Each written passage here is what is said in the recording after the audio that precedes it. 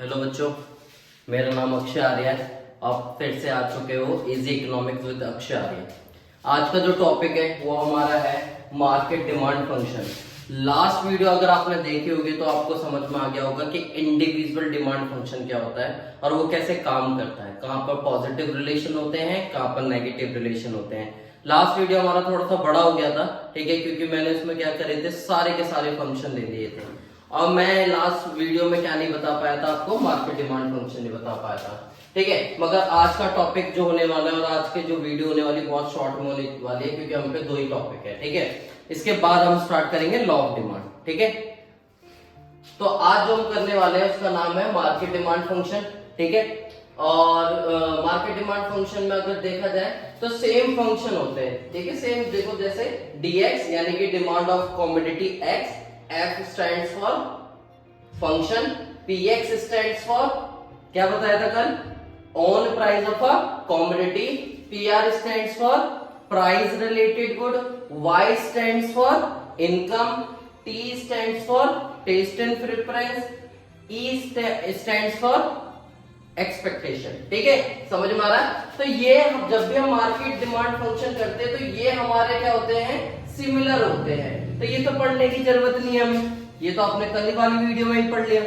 आज जो पढ़ना है वो दो पढ़ना है, एक का नाम है एन, एक का नाम है वाईडी। क्या है, एन और वाईडी। एन किस लिए आता है बेटा, एन का मतलब होता है नंबर, मगर नंबर ऑफ क्या, नंबर ऑफ पॉपुलेशन या फिर number of buyers, population size, कुछ भी बोल सकते हो, ठीक है। यानी कि जितने ज्यादा पॉपुलेशन होगी ऑब्वियस सी बात है उतनी ज्यादा डिमांड होगी। आपके घर में जितने कम मेंबर होंगे उतनी कम डिमांड होगी, जितने ज्यादा मेंबर है उतनी ज्यादा डिमांड होगी। क्लियर है। तो क्या बोला जाता है कि इन केस हमारी पॉपुलेशन क्या हुई है बेटा, यह आपका डिमांड है डी,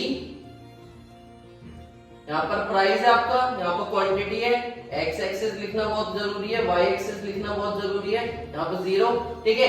इन केस आपकी पॉपुलेशन क्या बढ़ती क्या होते जा रहा है, बढ़ती जा रही है, तो तुम्हारी डिमांड पे क्या असर पड़ेगा बेटा, मार्केट डिमांड पे हमारा क्या होगा, D1 हो जाएगा, यानी कि वो इंक्रीज हो जाएगी। क्या हो जाएगी बेटा, इंक्रीज हो जाएगी। इन केस, ठीक है, इन केस अब क्या होगा कि पॉपुलेशन साइज हमारा कम है तो हमारी जो डिमांड है वो क्या हो जाएगा बेटा, कम हो जाएगी। समझ में आ गया। अगर हमारे घर में, ऐसे समझना है इसको, हमारे घर में अगर कम लोग हैं तो हम डिमांड कम करेंगे, अगर हमारे घर में लोग ज्यादा हैं तो हम क्या करेंगे, डिमांड ज्यादा करेंगे। तो पॉपुलेशन साइज आई थिंक बहुत क्लियर हो गया होगा, बहुत इजी सा टॉपिक है। आते हैं हम डिस्ट्रीब्यूशन ऑफ इनकम। बेटा अगर आप बहुत सारी वीडियो देखोगे तो अलग अलग ढंग से समझाया है, मतलब मैं तुम्हें एग्जैक्ट बताता हूँ पॉपुलेशन साइज होता है और यार सॉरी डिस्ट्रीब्यूशन ऑफ इनकम होता है।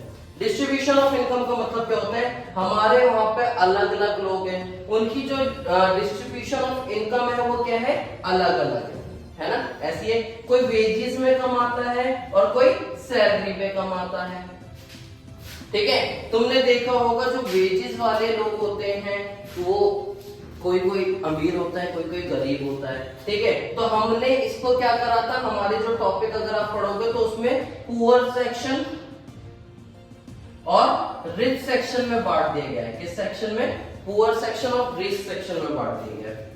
ऑब्वियस सी बात है, in case distribution of income सबका इक्वल होगा, क्या होगा, सबका इक्वल होगा, तो क्या होगी, हमारी डिमांड बढ़ेगी। अगर डिस्ट्रीब्यूशन ऑफ इनकम क्या होगा, अनइक्वल होगा, तो हमारी डिमांड घटेगी। ऐसा तुम्हें और वीडियो में भी बताया होगा कि भाई जब हमारा डिस्ट्रीब्यूशन ऑफ डिमांड डी है, इक्वल है, तो भाई सबकी अगर इक्वल है तो भाई ज्यादा डिमांड होगी।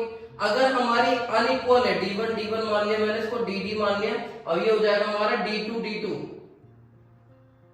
ठीक है। अगर हमारा क्या है बेटा, अनइक्वल है, ठीक है, तो हमारी डिमांड क्या हो जाएगी बेटा, कम हो जाएगी। क्लियर हो रहा है, क्लियर हो रहा है। अब इसको एक और तरीके से समझते हैं, ठीक है। जो वेजेस वाले हैं उनकी डिमांड ज्यादा होती है, कम होती है, उनकी डिमांड कम होती है, ठीक है।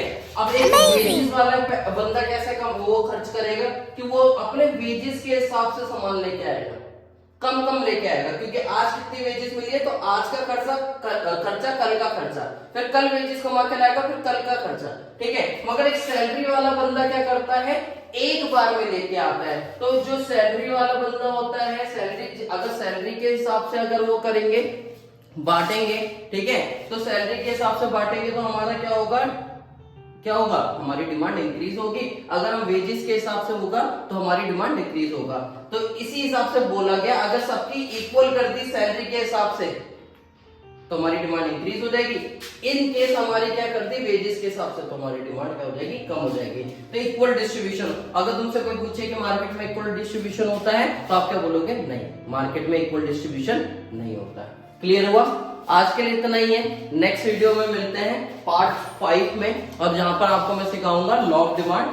Thank you so much. In case आपको ये वीडियो में कोई कुछ भी इंफॉर्मेटिव लग रहा है तो इसको लाइक कर दीजिए। इन केस कोई डाउट है तो प्लीज कमेंट जरूर कर दीजिएगा, ठीक है। और अगर आप मेरे से ऐसे जुड़ना चाहते हो और वीडियोस चाहते हो तो इसको सब्सक्राइब करके नोटिफिकेशन बेल आइकन को दबा देना, ठीक है। और thank you so much. Next video में मिलते हैं, बाय बाय।